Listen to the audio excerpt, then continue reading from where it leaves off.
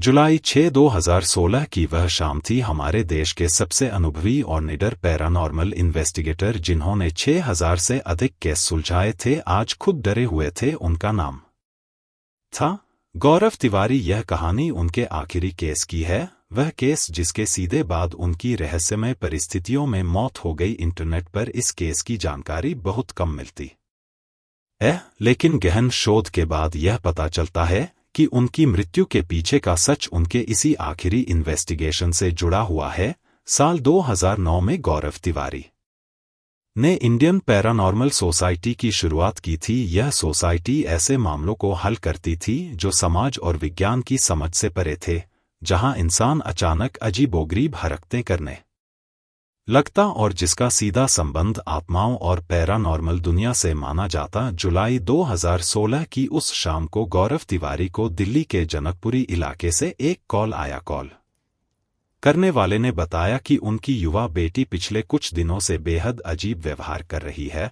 वह इंसानों जैसी नहीं लगती, उसकी आवाज बदल गई है, वह खुद को और दूसरों को नुकसान पहुंचाने की कोशिश करती है और उसके कमरे से अजीब आवाजें आती हैं।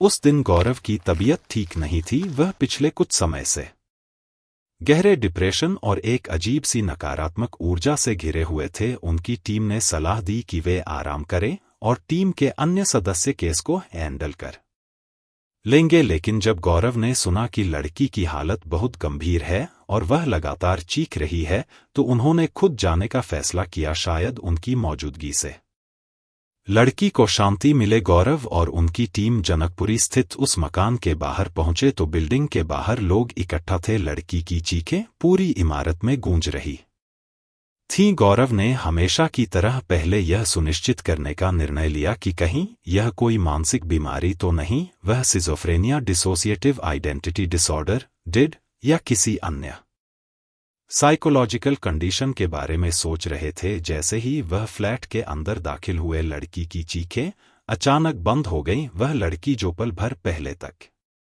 बेकाबू थी, गौरव को देखते ही शांत होकर मुस्कुराने लगी और अपने कमरे में चली गई। यह देखकर लड़की के पिता हैरान थे। उन्होंने महीनों में पहली बार अपनी बेटी को इतना शांत देखा था। लड़की के पिता ने बताया कि कुछ महीने पहले तक सब कुछ सामान्य था। लड़की कॉलेज जाती थी, दोस्तों के साथ घूमती थी, लेकिन अचानक उसका व्यवहार बदलने लगा। उसने कॉलेज जाना बंद कर दिया, खुद को कमरे में बंद कर लिया और परिवार वालों से दूर भागने लगी। एक रात तो वह एक खंजर लेकर उनके कमरे में घुस आई, जिसे उन्होंने मुश्किल से छीना। उसके बाद से वह रोज खुद को चोट पहुंचाने लगी और जब कोई रोकता तो और जोर से चिल्लाती। गौरव की टीम ने फ्लैट में कई ईएमएफ मीटर और कैमरे लगाए। कुछ ही देर में सारे कैमरे एक साथ फ्लिकर करने लगे। ईएमएफ मीटर ने अजीब रीडिंग दिखाई, खासकर लड़की के कमरे के आसपास। गौरव ने लड़की से बात करने का फैसला किया। गौरव ने कमरे का दरवाजा खोला। लड़की बिस्तर पर बैठी थी। उसने गौरव को देखते ही कहा, आ गया तू? गौरव ने पूछा, तू कौन है? मैं शांति से आया हूं, लड़की ने जवाब दिया, पर आवाज उसके मुंह से नहीं बल्कि गौरव के पीछे से आ रही थी। इस घर की हर बला तुझे जानती है, हमें ही तो साथ में लेकर चलता है, तू आज एक और को लेकर जाएगा। गौरव समझ गए यह कोई एक आत्मा नहीं, कई आत्माएं थीं और वे सीधे उनसे बात कर रही थीं। उसी पल बाहर एक टीम मेंबर ने कैमरा फुटेज चेक करते हुए देखा कि हर कैमरे में एक शैतानी साया दीवार के पीछे से घूर रहा था। वह भागकर गौरव के पास पहुंचा। टीम मेंबर ने देखा कि गौरव एकदम स्टिफ खड़े हैं, मानो किसी अदृश्य शक्ति ने उन्हें जकड़ लिया हो। लड़की मुस्कुरा रही थी, पर गौरव की आंखों में भय था। टीम को लगा केवल लड़की पर ही नहीं बल्कि गौरव पर भी किसी नेगेटिव एनर्जी का साया पड़ गया है। कुछ देर बाद गौरव होश में आए। उन्होंने अपनी रूटीन के अनुसार इन्वेस्टिगेशन जारी रखा, लेकिन उनका आत्मविश्वास टूट चुका था। केस खत्म करने से पहले उन्होंने हमेशा की तरह वह वाक्य दोहराया जो वह हर केस के अंत में कहते थे, इस जगह को छोड़ दो, जितनी भी आत्माएं हैं मेरे साथ चलो। रात करीब 1:30 बजे गौरव अपने घर पहुंचे। उनकी पत्नी ने पूछा कि इतनी देर कहाँ थे? गौरव ने उदास स्वर में कहा, वो सारी बलाएं लौट आई हैं, वो सिर्फ मेरी मौत देखना चाहती हैं। आजकल मुझे हर जगह काले साए दिखते हैं जो मुझ पर हंस रहे हैं।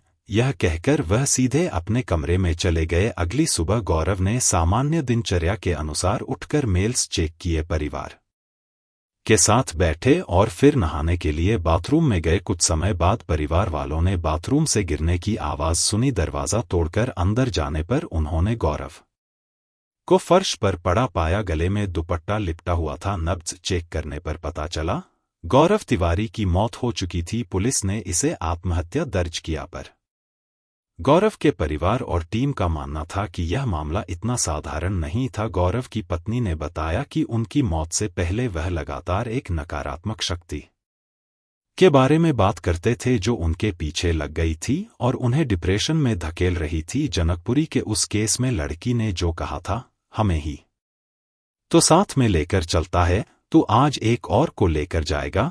क्या यह एक भविष्यवाणी थी?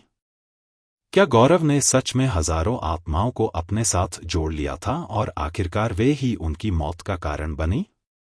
गौरव तिवारी भारत के सबसे साहसी और समर्पित पैरानॉर्मल इन्वेस्टिगेटर थे। उनकी मृत्यु ने एक ऐसा रहस्य छोड़ा जिसका जवाब शायद कभी न मिले। क्या यह केस इतना शक्तिशाली था कि उनकी सारी सुरक्षाएं टूट गईं? या फिर जैसा कि कुछ लोग मानते हैं, गौरव खुद ही अपने साथ लाए गए अतीत के भूतों का बोझ नहीं ढो पाए? उनकी कहानी आज भी उन सभी के लिए एक चेतावनी है जो उस दुनिया में जाते हैं जहां इंसानी समझ की सीमाएं धुंधली पड़ जाती हैं। गौरव तिवारी की विरासत जीवित है, उनके केस, उनकी निडरता और उनकी रहस्यमय मौत जो आज भी सवाल खड़े करती है। क्या आप गौरव तिवारी के और केस के बारे में जानना चाहेंगे? कमेंट में बताएं। अगर यह कहानी पसंद आई तो वीडियो को लाइक करें और चैनल को सब्सक्राइब करें। ऐसी ही रहस्यमय और डरावनी कहानियों के लिए बने रहिए।